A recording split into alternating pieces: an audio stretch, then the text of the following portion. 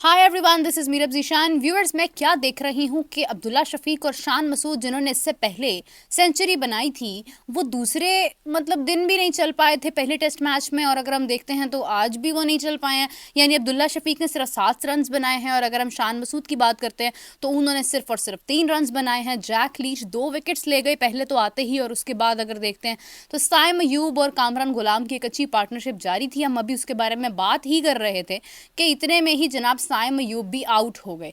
और हैरान कुन बात है कि बाबर आजम की जगह पर खेलने वाला प्लेयर, जिसका समझ लें कि जिसको बहुत बार स्क्वाड में ऐड किया गया फिर उसको निकाला गया, तो कामरान गुलाम की अगर मैं बात करती हूँ तो जनाब वो हमें कहीं ना कहीं अच्छी बैटिंग करते हुए नजर आ रहे। तो बात यह है कि पिच की कंडीशन अगर देखी जाए, कामरान गुलाम उस हिसाब से बैटिंग करते हुए नजर आ रहे हैं। उन्होंने रन्स तो बनाए हैं लेकिन बहुत ज़्यादा बॉल्स हो गई हैं। तो इसी के साथ अगर हम देखते हैं कि बाबर आजम की जगह खेलने वाला प्लेयर कामरान गुलाम बाबर की जगह को बड़ी देर तक ऑक्यूपाई कर रहा है। बाबर आजम की वैसे तो आज बर्थडे है, उनको many many happy returns of the day, लेकिन ये कि बाबर आजम की जगह पर कब्जा कर लिया है कामरान गुलाम ने। यानी कि बाबर तो इतनी देर लेते ही नहीं है ना, वो तो टाइम ज़ाया किए बगैर बस 3-4 रन बनाए, 6 रन बनाए, 15 रन बना लिए, भाई इतना ज़्यादा हो गया तो आउट हो जाते हैं उसके बाद।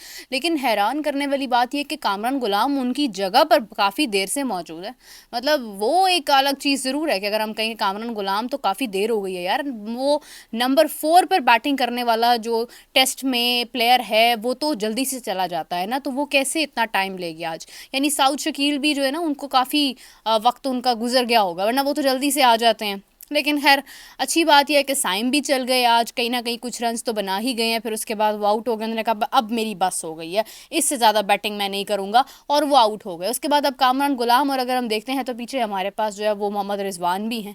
तो देखना यह है कि आज पाकिस्तान कितने रन ऑन बोर्ड बनाता है। हैरान करने वाली एक और बात भी, आज का वैसे पूरा टॉपिक ही जो है वो हैरान करने वाला है। कुछ स्पोर्ट्स एनालिस्ट ये भी कह रहे हैं कि पाकिस्तान अगर 250-300 रन्स बनाता है तो मुश्किल होगा, 350 रन्स बनाता है तो आसानी होगी। पाकिस्तान आपको लगता है कि मुश्किल से 250 रन्स बना पाएगा? क्योंकि अगर आप देखते हो तो अभी जनाब स्कोर तो हमारा कोई बहुत ज़्यादा हुआ भी नहीं है। तो अगर इसी तरह से विकेट जाती गई तो मुश्किल हो सकती है। नुमान कुछ बेहतर बैटिंग करते हैं, लेकिन क्या वो आज के दिन में बैटिंग कर पाएंगे या कल के दिन में बैटिंग कर पाएंगे या नहीं? क्या पाकिस्तान इस बैटिंग को कितना डिले कर पाता है, कितने रन्स बना पाता है, बहुत एक इंपॉर्टेंट सवाल है। और नए प्लेयर्स हैं हमारे पास काफ़ी उसके अंदर, जिनमें साजिद खान हैं, फिर उसके अंदर कामरान गुलाम को आपने देख ही लिया है, फिर इसके अलावा इसमें जाहिद महमूद भी हैं, नुमान अली क्योंकि काफ़ी देर बाद हमें खेलते हुए नजर आएंगे। तो एक अच्छा कम्बिनेशन तो है पाकिस्तान का, लेकिन पाकिस्तान कितने रन्स ऑन बोर्ड करता है, कितना टफ टाइम देता है। और 7 स्पिनर्स हमारी टीम में इस वक्त मौजूद है, और सवाल यह है कि इनमें से कौन सा स्पिनर ऐसा है जिसको जो है वो जनाब पीछे करके बाकियों को मौका दिया जाता है। आमिर जमाल तो डेफिनेटली उसका पार्ट होंगे, मगर देखना यह है कि किस तरह से फैसले किए जाते हैं शान मसूद की जानिब से। क्या वो मौका देते हैं सही जगह पर सही लोगों को या नहीं? क्योंकि कहा यह जा रहा है कि पिच की जो कंडीशन है वो इस वक्त ऐसी है कि जो पहले बिल्कुल एक हाईवे पिच था, अब वो हाईवे नहीं रहा है, अब वो बिल्कुल एक कच्ची सी पुराने गाँव की एक सड़क लग रही है। एक कच्ची सड़क लग रही है, यानी जिसमें दरार है, जिसके अंदर जो है वो अच्छा खासा प्लेयर जब भागते हैं तो वो मिट्टी उड़ती है, उसके बाकायदा तौर पर मिट्टी के टुकड़े जो हैं वो उसमें से उखड़ते हुए नजर आते हैं। तो ऐसी पिच है जहां पर बैटिंग करना तो बहुत मुश्किल है। स्पिन को कदरे आसानी हो सकती है, लेकिन बात यह कि अगर स्पिन को आसानी हो भी सकती है तो फिर वो तो स्पिनर्स तो फिर इंग्लैंड के पास भी हैं। तो मुश्किल एक आज टेस्ट मैच जो है ये होगा डेफिनेटली। लेकिन ना, मैंने इससे पहले एक प्रिडिक्शन दी थी कि पाकिस्तान पहले टेस्ट मैच में तो कुछ नहीं कर पाएगा और ना ही आखिरी टेस्ट मैच में कुछ कर पाएगा, लेकिन हो सकता है दूसरा टेस्ट मैच जो है वो बेहतर हो, पाकिस्तान शायद ड्रॉ की तरफ इसको ले जाए। बट हमारा कम्बिनेशन ही पूरा का पूरा बदल गया। बेन स्टोक्स वहाँ पर हैं, वहाँ पर पॉट्स हैं, बहुत से ऐसे प्लेयर्स उनके हैं जो अगर हम देखते हैं तो बहुत अच्छे प्लेयर्स हैं, बहुत टेक्निकली साउंड प्लेयर्स हैं। लेकिन पाकिस्तान ने मुकम्मल तौर पर अपना एक पूरा स्क्वाड चेंज किया, पूरी की पूरी प्लेइंग 11 जो है उसमें खासी समझ लें कि 60% उसके अंदर चेंजिंग की है, जिसमें इंपॉर्टेंट चीज़ ये है कि ना शाहीन है, ना नसीम है, ना बाबर हैं, यानी हमारे टॉप क्रिकेटर्स उसमें नहीं हैं। तो टॉप क्रिकेटर्स के बगैर हम इंग्लैंड के खिलाफ किस तरह से खेलते हैं, ये एक बहुत बड़ा इम्तिहान ज़रूर है पाकिस्तान के लिए।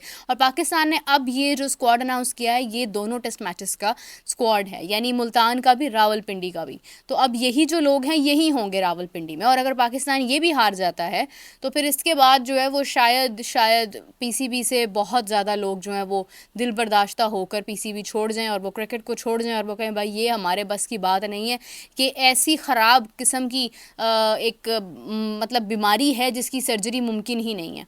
तो हो सकता है कि वो वहाँ से खामोशी से चले जाएं। तो इसलिए पाकिस्तान के लिए आज का मैच जीतना बहुत इंपॉर्टेंट है। आज के मैच में कुछ ना कुछ अगर जीत नहीं सकते हैं तो एटलीस्ट ड्रॉ की तरफ ले जाएं, बहुत इंपॉर्टेंट है। बिकॉज़ अगर आज भी हम हार जाते हैं तो फिर हमारे लिए सूरत हाल बहुत मुश्किल हो सकती है।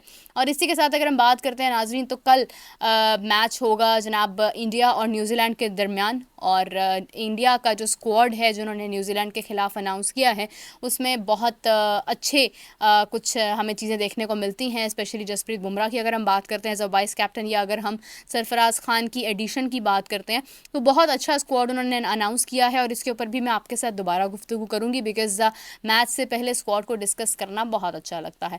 तो न्यूजीलैंड की भी छुट्टी होने वाली है डेफिनेटली। इंडिया ने जब उनके साथ टेस्ट खेलना है तो इंडिया ने बहुत टफ टाइम देना है। न्यूजीलैंड शायद मुश्किलात का शिकार हो जाए, लेकिन पाकिस्तान के लिए भी काश मैं ये अल्फाज अदा कर सकती कि पाकिस्तान भी अपने मैदानों में जो है वो किसी को जीतने क्या पर भी फड़कने नहीं देता है, मगर ऐसा होता नहीं है। मतलब पाकिस्तान में आकर तो बांग्लादेश भी हमें हरा गया। पाकिस्तान में तो बहुत सारे लोग जो हैं वो इंतज़ार में बैठे हैं कि हम आएँ और पाकिस्तान को उनके मैदानों में हराएं। तो ऐसी सिचुएशन से बचने के लिए आज का मैच हमारे लिए एक बहुत बड़ा टेस्ट है।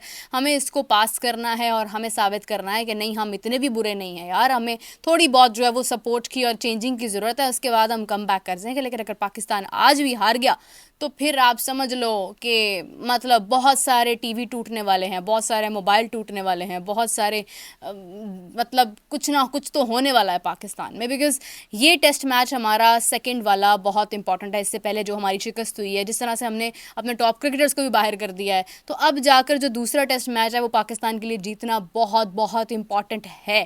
क्योंकि इसके बाद आप क्रिकेट आपके पीछे भागेगी, आप आगे आगे भागोगे, लेकिन क्रिकेट जो है उसने आपकी जान छोड़नी नहीं है। बिकॉज इसके फ़ौरन बाद आपकी ऑस्ट्रेलिया सीरीज़ हैं और सबसे बड़ी बात ये कि आपकी चैंपियंस ट्रॉफी आपके सर पर है जिससे आप पीछा नहीं छुड़ा सकते हो। मतलब आपको खेलना ही खेलना है। और एक और बात अफसोस के साथ लास्ट में करूँगी कि जनाब पाकिस्तान के उम्मीद पर बैठी थे कहीं ना कहीं इंडियन वुमेन क्रिकेट टीम, लेकिन उन्होंने गलत जगह उम्मीद लगाई थी पाकिस्तान की क्रिकेट टीम से। इस वक्त तो पाकिस्तानियों को उम्मीद नहीं है तो इंडिया को कैसे उम्मीद हो सकती थी। तो वही हुआ, बहुत बहुत बदतरीन शिकस्त का सामना हुआ हमारी वुमेन क्रिकेट टीम को। और जनाब उसके बाद जो है वो दोनों ही इंडिया और पाकिस्तान जो है वो क्वालिफाई नहीं कर पाए हैं। सुनने में ये भी आ रहा है कि कोच ने उन्हें कुछ सख्त तनकीद की थी कि आपने जो डॉट बॉल जो है वो नहीं खेलनी है और पावर प्ले के अंदर फास्टेस्ट स्कोर बनाना है। पता नहीं किस बात से इंस्पायर हो गए थे वो। मतलब ये इंडिया और बांग्लादेश का मैच थोड़ी था जहां पर पावर प्ले में जो है वो फास्टेस्ट स्कोर बन जाए। ये तो मतलब मुश्किल एक मैच था, लेकिन खैर उसका जवाब भी मिल गया। पाकिस्तान टीम को इस किस्म की शिकस्त हुई है कि अब बस क्रिकेट का नाम कुछ अरसा ना ही लें तो बेहतर है। तो इसी के साथ मैं कहूँगी कि हम आगे कहाँ तक जाते हैं, हमारी क्रिकेट आगे कहाँ तक जाती है, ये एक बहुत मुश्किल सवाल है और एक बहुत ही परेशान कुन सा जवाब भी है इसका। तो उसके लिए मेरा इंतज़ार कीजिएगा। I will join you back. हम डिस्कस करेंगे इंडिया और न्यूजीलैंड के मैच के मुतालिक, इंडिया के स्क्वाड पर बात करेंगे और इसी के साथ साथ पाकिस्तान क्या कर चुका अभी तक, यानी कितना स्कोर बना सके हैं इंग्लैंड के ख़िलाफ़ और इंग्लैंड ने किस तरह से उनको विकेट्स निकाली हैं, क्या सूरत हाल है, उस पर भी बात करेंगे। तब तक के लिए मुझे इजाज़त दीजिए। Take care, bye bye.